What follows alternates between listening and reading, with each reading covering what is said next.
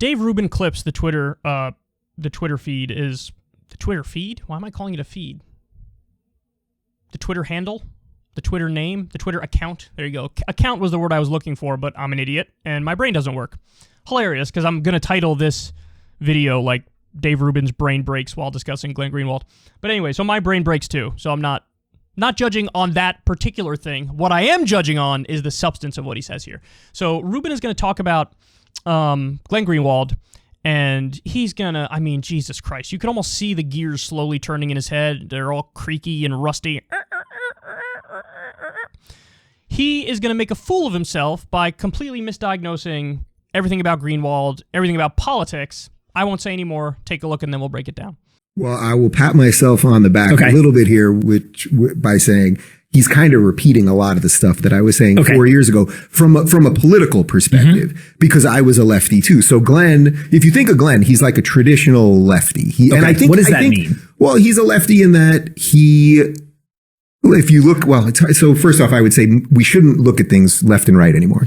You should look at things as sort of top bottom, that you should look at them as, you're either for centralized power or decentralized power. So that would be the basic thing. But in a traditional sense, lefty, meaning you're a Democrat, you believe the government should and can do certain things, or you're more of a conservative or Republican and that you basically believe the government's not supposed to do a lot. Don't tread on me, low taxes, states' rights, things like that. So he definitely comes from more of like the centralized Democratic. Right. So he comes from that world. Okay. I come from that world too. Then I woke up very publicly over the last couple of years. That's kind of what put me on the map. And he was sort of staying in that spot. And then I think what happened, and this is where I think you woke up to him, was Trump. And what he realized was, and I think a lot of lefties realized this, is that Trump was not this evil, right-wing crazy monster that they made him out to be. In many respects, he was doing a lot of the things that we all wanted. Let's get us out of wars. Let's not pay countries to do things that often work against our interests. Let's get rid of regulation. Let's try to get the economy going. So a lot of economic populists that were on the left started liking Trump. Okay. All right. Where do I begin with this one? Let's start with that last point. He says a lot of economic populists on the left started liking Trump. Wrong. I am one of the main left populists in the country, and I identify as that. I don't know very many other lefties, except maybe Crystal Ball, who identify as populist left. And I've been really clear from the beginning. His economic populism was a fraud. We knew it was a fraud almost immediately. There has been net outsourcing of jobs under his administration. Did you know that? He ran as the anti-outsourcing guy. There's been more outsourcing since he was president. Remember the whole Carrier factory where he saved the jobs of the people in the factory? Some people followed up a year later. Not only did Carrier take all this tax money, they outsourced the jobs anyway. So we got hosed in two ways. They outsourced the jobs, so those people got screwed, and we paid the company as taxpayers, and they took that money and still outsourced the jobs. So we hosed the taxpayers on top of the workers.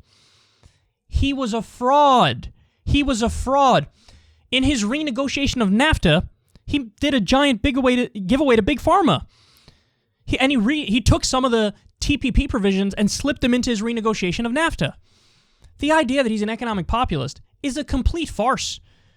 His biggest bill was the 2017 tax cuts for the rich bill. It was a tax cut to corporations, and 83% of the tax cuts went to the top 1%. He's not an economic populist. There are no economic populists on the left who are like, yeah, Trump is an economic populist, and that's why I support him. That doesn't exist. That doesn't exist. Then, he's super confused, Rubin, because he says, let's go through this.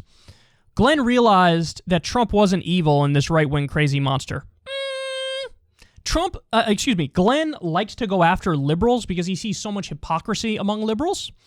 But if you talk to Glenn and you ask him straight up, what do you think of Donald Trump? He'll be like, he was a fraud. And he was a monster. He'll tell you that. Granted, he doesn't talk about it that much because he's obsessed with the hypocrisy of liberals. But if you ask him, the idea that Glenn is like pro-Trump is just factually wrong. He's not pro-Trump. That is a huge exaggeration and overreach. Rubin says, Trump was doing a lot of things that we wanted, like getting us out of wars. He didn't get us out of wars. He didn't get us out of wars. He said, I'm going to get us out of Afghanistan. He didn't get us out of Afghanistan. Even his so-called withdrawal, which was set for when he left office, after he left office, even that wasn't a full withdrawal. Similar to Biden, he's keeping all the contractors on the ground there, and a full withdrawal is actually withdrawing. He was in there for 4 years. He could have gotten us out. He didn't get us out. So how can you give him credit ending wars? We're still in Iraq. We're still in Afghanistan. We bombed Syria. We increased the drone war. Fuck you talking about? He didn't end wars. And you know who knows that? Glenn Greenwald. You know who doesn't know that? Dave Rubin. And then I love this because it shows just how confused Rubin is about everything. Just before saying Trump is an economic populist and that's why some people on the left like him, utter nonsense, he goes, Trump got rid of regulation and got the economy going. You do understand that deregulation is the fundamental opposite of economic populism. Economic populism would include market regulation. It's the total opposite position. You can't say, this guy's such an economic populist and he deregulates all the time. That's a contradiction. An economic populist would regulate the market. Like, for example, the Consumer Financial Protection Bureau. That's a deeply populist agency because the whole idea is to return tens of billions of dollars to defrauded Americans when Wall Street and financial institutions ripped them off. But what did Trump do? He went in there and he gutted the Consumer Financial Protection Bureau. You know what else he did? He got rid of the rules that were going into effect for the predatory payday loan industry. He also dropped the Obama-era court cases against the predatory payday loan industry. The opposite of an economic populist. The opposite. And by the way, Trump took $1 million for his inauguration from the predatory payday lenders, and then he went on to drop the court cases against them and drop the regulations on them. That's the opposite of economic populism. That's economic elitism and corruption. He doesn't know anything. He doesn't know anything. Rubin doesn't. Oh my God, it's so bad. All right, so now let's go to the top here.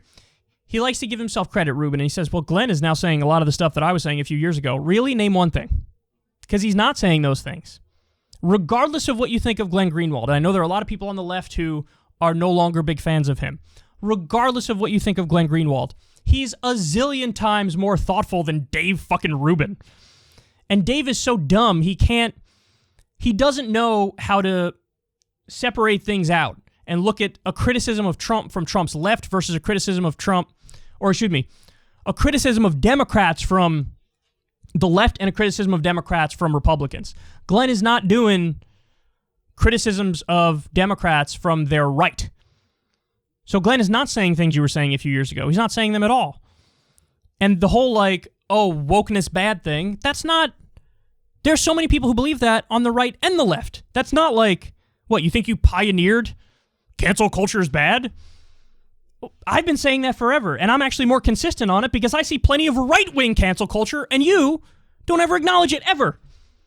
Glenn does, by the way. Glenn was one of the first people who realized that there's all these anti-BDS laws popping up in states across the United States of America. That's cancel culture. That's a crackdown on free speech. Glenn talks about that all the time. You don't talk about that, Dave Rubin. You don't talk about the anti-protest laws that are being passed in Republican states. Glenn does. I love this. He calls Glenn a traditional lefty, and then when asked to, explain that further, he says, I don't look at left and right anymore. We shouldn't do that. You just said he was a traditional lefty. He's a lefty, but I'm not going to explain that because we shouldn't even look at left and right anymore. Then I love his breakdown of Democrat and Republican. And again, this shows how confused he is. He says Democrats generally believe government can do certain things, and Republicans think they should stay out of things, and we should just have states' rights and low taxes and stuff like that. This shows a fundamental misunderstanding of Glenn, because his description was Glenn is a traditional lefty. He thinks the government can do certain things, and the Republicans think government should stay out of things. Glenn has always been of the belief, yes, the government can do things when it comes to the economy.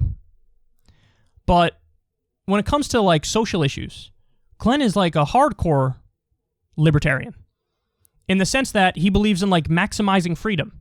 So Glenn does not want the government involved with, for example, NSA spying. He wants people to have maximum civil liberties and civil rights. And so even his description of like the just political labels is wrong. because you can't call Glenn a lefty who thinks the government can do certain things, but ignore that most of the stuff Glenn talks about is actually what civil liberties and rights and making sure the government doesn't overreach. And so here's a guy who, Glenn wants the government out of your life when it comes to marijuana, for example. Glenn wants smaller government when it comes to the NSA and war. So you can't, Rubin is just so confused in so many ways. And his interpretation of Glenn is he must be on the right now or something, because he oftentimes criticizes liberals, mostly from a left position. There are times I disagree with Glenn. There are times where, I think he's nitpicking a little bit and sort of missing the forest through the trees, if that's the way the saying goes. I don't even know if that's the way it goes. Missing the forest for the trees, missing the forest through the trees, whatever. Like the thing recently about, he was going off about the media going after Trump for tear-gassing peaceful protesters before he gave a speech. And he said, this new report shows Trump didn't order that. And so the media lied, and he was obsessed with the fact that the media went after Trump and they were wrong to go after Trump. I thought that was a little nitpicky, because I don't care if Trump ordered it or didn't order it. Tear-gassing peaceful protesters, whether it was ordered by Trump, Bill Barr, some fucking head of police somewhere, or some other federal government bureaucrat, whoever ordered it is fucking wrong, and the biggest problem is that peaceful protesters were tear-gassed. The fact that the media got the thing wrong and blamed Trump doesn't strike me as more egregious than the fact that the tear-gassing happened. So talk more about the tear-gassing. You know what I mean? So there are times I think he misfires a little bit, or he's obsessed with certain things that miss the bigger picture. But at the end of the day, in no way, shape, or form can you say Glenn is the next Dave Rubin. Glenn agrees with Dave Rubin. Glenn is now on the right, or whatever the fuck these people are trying to say. That is just so dumb. It's unforgivable. You know what I mean? And there are some of the harshest critics of Glenn on the left would probably agree with Rubin and be like, yeah, man, you nailed it. He's the next you. But I think that's totally unfair. There are many disagreements I have with Glenn, but for Rubin to be like, oh yeah, he's saying a lot of the things I was saying a few years ago, that's just so disrespectful to Glenn and completely untrue. And of course, Rubin manages to botch every little explanation he has in here. So there you have it. Dave Rubin hurling insane, I would say accusations, but he thinks he's giving Glenn a compliment or something. Dave Rubin misdiagnosing everything yet again.